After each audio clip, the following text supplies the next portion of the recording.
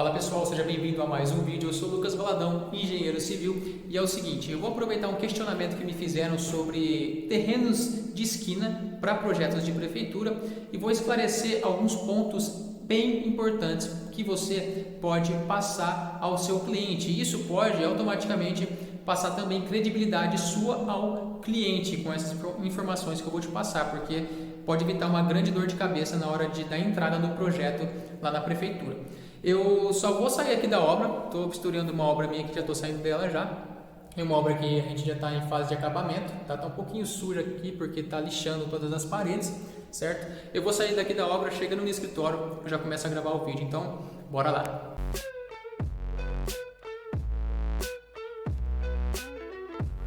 Bom, então vamos lá. Já deixei tudo desenhado aqui, tudo pronto para exemplificar o que eu quero expor para você sobre um terreno de esquina. E isso aqui não vai servir apenas para melhorar o seu projeto de esquina ou para facilitar o seu entendimento quando você chegar numa situação em que vai ter que elaborar um projeto de prefeitura em um terreno de esquina. Vai servir também para você passar a informação correta caso o cliente ele te questione sobre isso.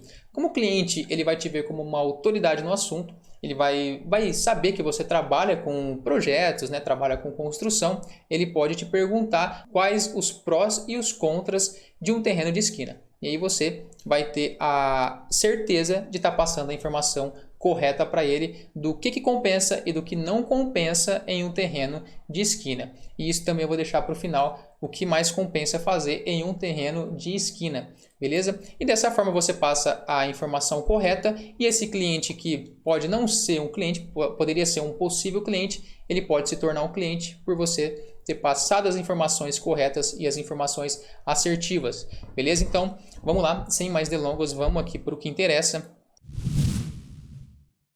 E o principal de um terreno de esquina é saber qual a área útil em que você pode construir. A área útil desse terreno de esquina aqui, de um terreno de 12, tá, por 25, considerando que a rua é esse espaço aqui, obviamente, né? É esse espaço aqui onde eu estou passando o mouse, certo? Só que aí, você que trabalha com um projeto de prefeitura, ou se você ainda não trabalha, não conhece muito bem esse ramo de atividade da engenharia e arquitetura, tá?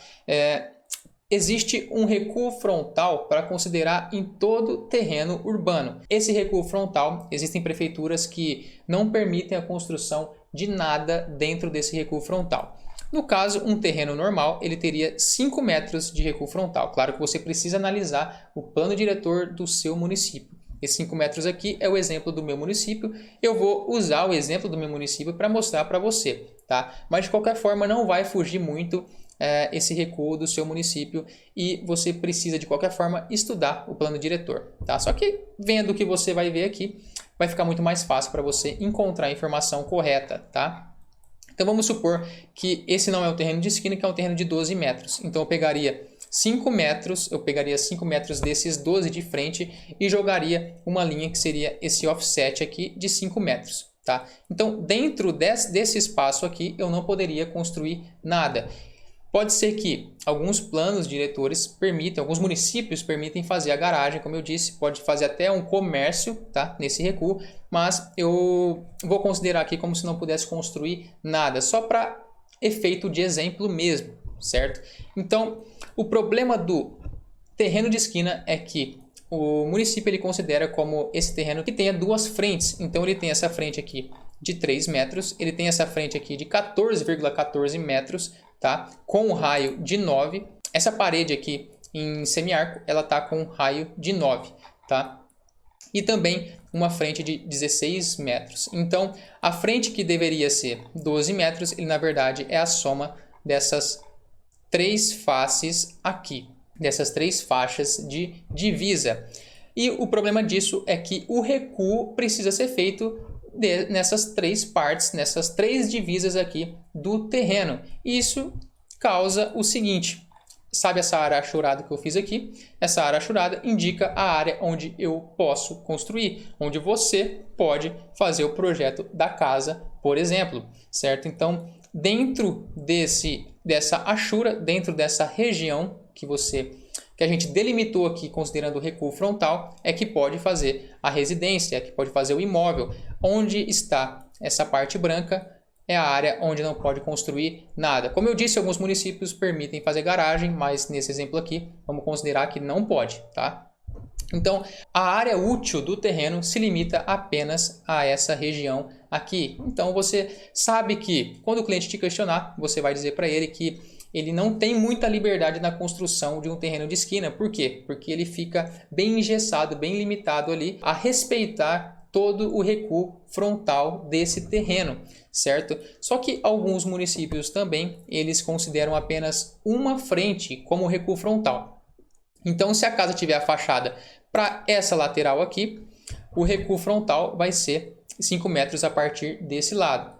Ou se considerar a frente para essa fachada aqui, para essa face aqui, o recuo frontal, ou seja, os 5 metros vai ser considerado apenas desse lado.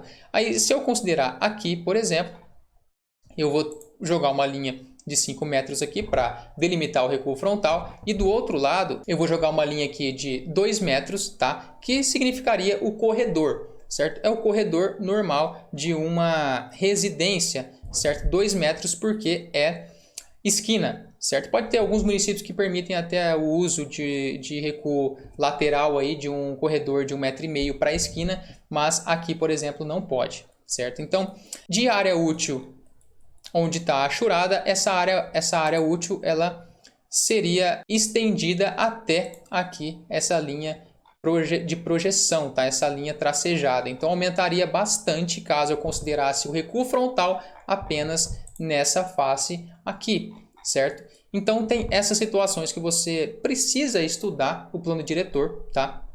Depois que você sair desse vídeo, você pode dar uma olhada no plano diretor para ver esse ponto específico do plano diretor, tá? Ou do código de obras do seu município, para ver o que a prefeitura aí da sua cidade permite ou não permite dentro de um terreno de esquina, certo? Se aqui o corredor ela considera como corredor mesmo ou se vai considerar como recuo frontal, por exemplo, é uma coisa que você precisa saber, tá? Porque pode ter pessoas, como eu disse, ela vai te procurar e vai querer informações e essas informações que você passar precisam ser corretas, certo? Então estuda isso aqui, é rapidinho, agora que você sabe como que funciona, é mais rápido ainda de você encontrar dentro de todo o documento lá do plano diretor ou do código de obras. E aí tem a questão também do semiarco aqui da esquina, em que alguns municípios eles até concordam em ligar os dois recuos frontais em ângulo reto, tá? Em 90 graus, igual eu fiz aqui, igual esses dois aqui, tá? Ou considerar também um offset desse semicírculo. Então, eu dei um offset dessa parede aqui, dessa face, e chegou aqui nesse ponto onde eu coloquei uma linha tracejada também. Então, na verdade, eu não poderia construir, dependendo do plano diretor, claro, não poderia construir nessa parte aqui. Eu teria que construir daqui, considerando essa linha aqui para cá, tá bom? Então é dessa forma que alguns municípios também veem um terreno de esquina e exigem que seja construído dessa forma. A principal desvantagem de um terreno de esquina para a elaboração de um projeto, para a construção de uma casa, é a área que pode ser perdida, ou seja, a diminuição de área útil dentro de um terreno. Essa área útil que eu falo é uma área de construção, efetivamente de construção dentro desse terreno. Então quem vai comprar um terreno de esquina tem que estar ciente que tem alguns limites diferentes do que em um terreno de meio de quadra, beleza? Uma coisa importante também, um ponto que você precisa salientar aí para o seu cliente também, ou possível cliente, é que o terreno de esquina ele paga um IPTU maior, porque o IPTU tem um cálculo que incide nele, que é em relação a cálculo de asfalto, tá? Ao uso do asfalto. Pensando por essa lógica, o terreno de esquina automaticamente ele paga mais IPTU. Por quê? Porque o IPTU, somando já, né, o uso do asfalto, esse terreno aqui ele tem uma frente muito maior do que um terreno de 12 metros, por exemplo. Um terreno de meio de quadra seria 12 metros, um exemplo que eu estou dando aqui, tá? Agora, esse terreno aqui, a frente dele seria de 16 metros, mais 14,14 metros e mais 3 metros. Então, daria mais do que o dobro do que um terreno de meio de quadra, mais do que o dobro do cálculo incidindo do asfalto, tá? Agora, o IPTU, ele incide alguns outros cálculos que podem, não que vá dobrar o IPTU de um terreno de esquina, tá? Mas vai aumentar bastante, porque o terreno de esquina, ele usa mais asfalto, tá? A divisa dele com a via pública, o leito calçável ou a calçada, o calçamento público, ele é maior. Para você ver, 3 metros, 14,14 mais 16 metros dá muito mais do que 12 metros aqui, que seria um terreno de meio de quadra. Beleza? Então, esses pontos são um dos pontos mais importantes que você precisa salientar na hora de ter uma reunião com o seu cliente. Não esqueça de dizer esses pontos aqui, porque se você pegar, por exemplo, um terreno de esquina para elaborar um projeto de prefeitura e chega na hora, você faz um projeto sem considerar a área real útil de um terreno, você vai dar de cara no muro e o seu projeto vai voltar e a expectativa do cliente vai lá embaixo, porque ele vai descobrir só depois de muito tempo que ele não pode construir o que ele estava imaginando. Então imagina a dor de cabeça de acontecer isso. Beleza? Então é isso aí. Acredito que isso vai clarear bastante a sua ideia em relação a um projeto de prefeitura em um terreno de esquina, e essa é a intenção desse vídeo, beleza?